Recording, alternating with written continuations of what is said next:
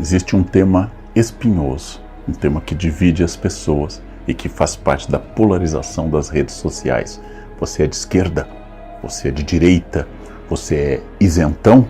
Este vídeo eu fiz para ajudar nesse debate. Existe um tema muito complexo que é de difícil delimitação.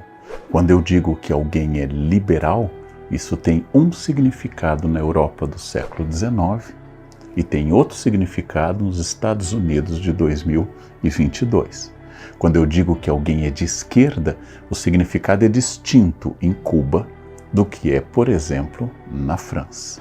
Mas eu preciso recuperar então a origem, sou historiador, e esta origem é a Revolução Francesa. Em 1789, o rei havia convocado no ano anterior Estados Gerais. Os Estados Gerais deveriam discutir a grande crise financeira da nação francesa. Luís XVI abriu em maio os Estados Gerais com deputados dos 3 estados, ou seja, do clero, da nobreza e do povo. E Luís XVI foi alvo desde o início de um grande debate, porque os Estados Gerais acabaram virando uma Assembleia Nacional. E por fim, esta Assembleia acabou se transformando ainda no verão de 89 em uma Assembleia Nacional Constituinte. Ali havia muitos partidos e surgiu para debate dos deputados uma questão espinhosa, o poder de veto do rei. Afinal, quais seriam os limites de Luís XVI? Lembrando que a Revolução Francesa manteve por vários anos a figura de Luís XVI. A Revolução está ocorrendo em 1789, avança em 1790, chega a 91 com a primeira Constituição da história francesa e Luís XVI ainda é rei dos franceses. A República vai ser um fenômeno posterior. E começam a discutir, afinal, o rei pode vetar uma lei votada pela Assembleia? O rei tem este poder? Em muitas democracias, como no Brasil, como nos Estados Unidos e outros países, o executivo tem o poder de veto. E geralmente este veto é apreciado depois de novo pelo legislativo, que derruba ou não este veto. Era discussão sobre isso. Qual a extensão do poder do rei Luís XVI, que depois vai ser julgado como Luís Capeto? Durante este debate na Assembleia, uma parte dos deputados ficou do lado direito da Assembleia.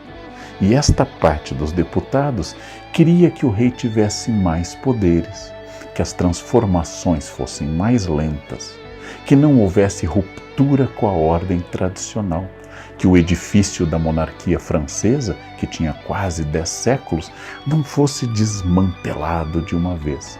E à esquerda ficaram aqueles deputados que queriam limitar muito mais o poder real, ou até havia os radicais que queriam uma abolição da monarquia.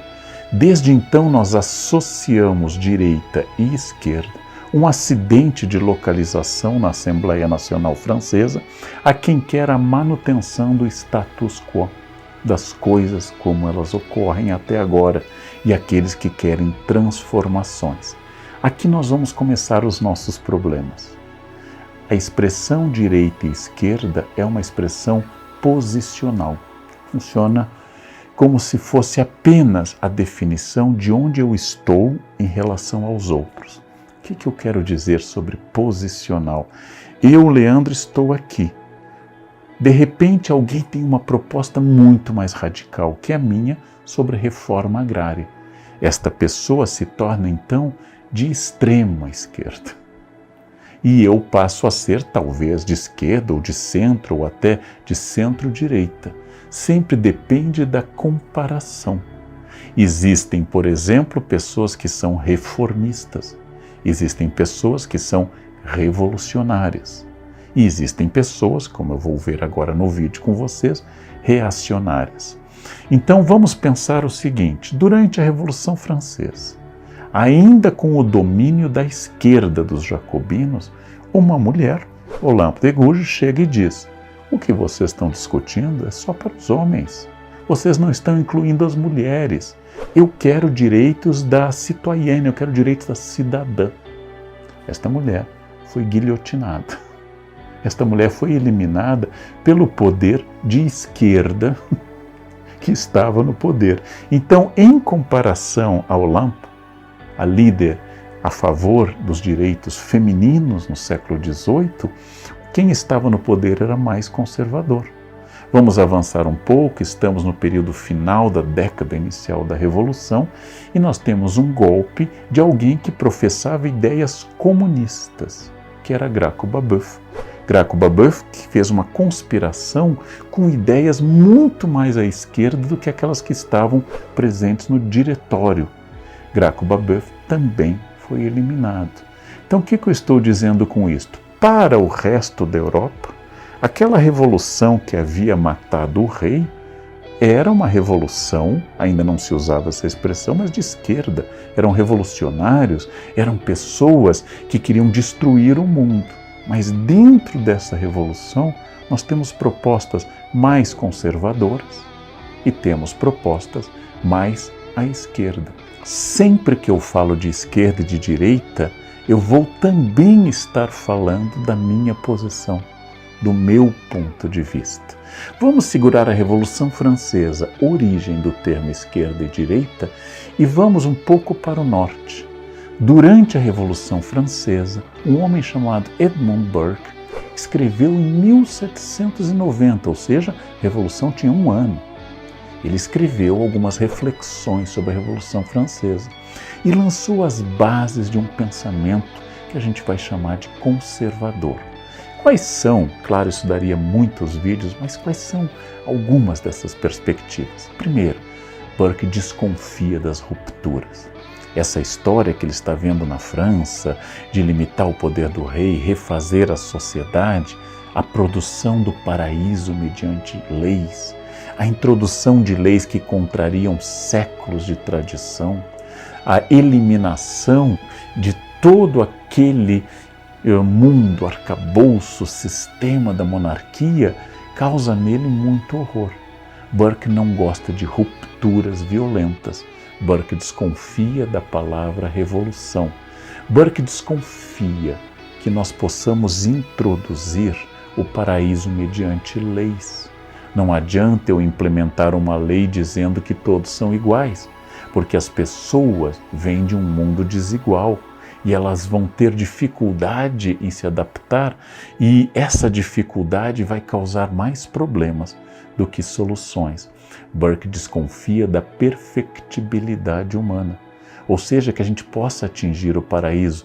Burke acha que o ser humano é estruturalmente problemático e a grande função do Estado não é produzir o paraíso, mas, grosso modo, evitar o inferno.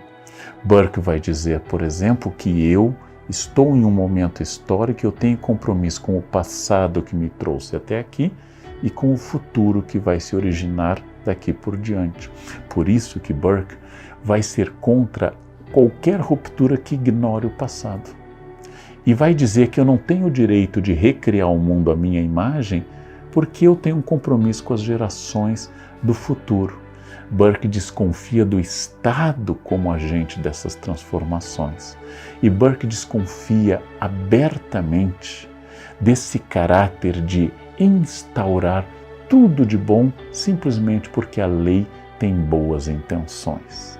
Burke fala de uma mudança lenta e diz, conservando o que há de melhor no passado, reformando o que estiver ruim e produzindo algo melhor a partir daquilo que eu recebi, a partir das instituições que eu recebi, sem romper por completo. Esta seria a posição inicial de um conservador.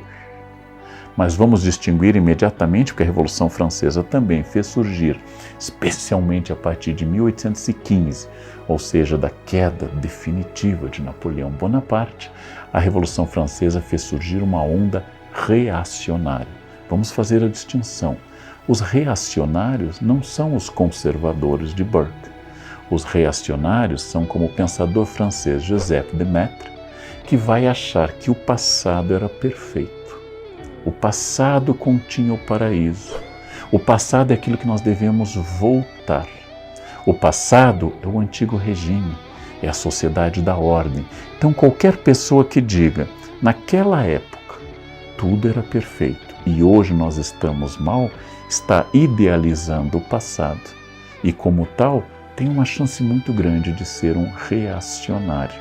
O conservador não idealiza o passado, mas também não idealiza o futuro, como em geral o revolucionário, especialmente de esquerda, vai fazer, dizendo: se nós fizermos leis X e Y, se nós eliminarmos tais e tais instituições injustas, vai ser instaurado o paraíso, que pode ser, por exemplo, o comunismo.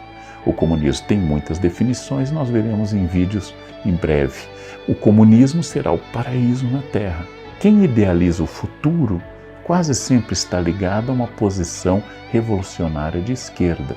Quem idealiza o passado quase sempre está ligado a uma posição reacionária. Esta posição no futuro vai começar a ser chamada de direita. Não era assim na Revolução Francesa, mas essa posição começará a ser chamada de direita. Vamos fazer a América grande outra vez. Lembra desse lema? Este lema foi usado como uma ideia de que no passado, nós, Estados Unidos, tínhamos o poder total, o mundo nos temia, nós éramos uma civilização livre, e a decadência, e os liberais, e os revolucionários foram decaindo, e foram surgindo novidades, e nós chegamos a essa situação. Vamos fazer a América grande outra vez. Quase sempre este lema caracteriza um reacionário. Então, o que eu falei até aqui, porque o tema é vastíssimo? Surge na Revolução Francesa a expressão esquerda e direita, em função específica dos debates na Assembleia Francesa. Na Revolução Francesa, sabemos que dominou durante um período, por exemplo, o grupo jacobino, e este grupo era identificado com a chamada esquerda, adepta de mudanças mais radicais para a sociedade francesa, como a república, o voto e assim por diante. Este grupo naturalmente não era coeso, porque dentro dessa esquerda havia outros revolucionários mais radicais e menos radicais. Na Inglaterra surge o pensamento de Burke sobre a Revolução Francesa, que vai caracterizar o pensamento conservador. Na França, pós-1815 e na Europa em geral, surgem, especialmente com a memória da Revolução, reacionários. Pessoas que, diferente da esquerda e diferente da direita conservadora, vão dizer que existe um mundo perfeito lá atrás. Tudo isto vai ser bastante mais complexo se nós levarmos em conta que durante o século XIX surgem várias esquerdas. Pessoas adeptas da revolução e, como tal, nem conservadoras nem reacionárias, pessoas que queriam uma sociedade que se tornasse uma sociedade plenamente justa, mas divergiam sobre o método. Por exemplo, anarquistas e marxistas. Eles vão divergir profundamente sobre as etapas para eu chegar à igualdade absoluta, ao fim das injustiças e assim por diante. Então, o tema é bastante complexo. O tema merece muito mais análise da nossa parte. Mas para você entender, não exatamente ainda como é hoje, mas que no século XVIII surge esquerda e direita, e ainda no século XVIII surge um grupo conservador, contrário à revolução, e no século XVIII para XIX surge um grupo reacionário. Mas afinal, o que seria hoje, após tantas outras experiências, a esquerda e a direita? Isso nós vamos voltar em breve. Foi um prazer.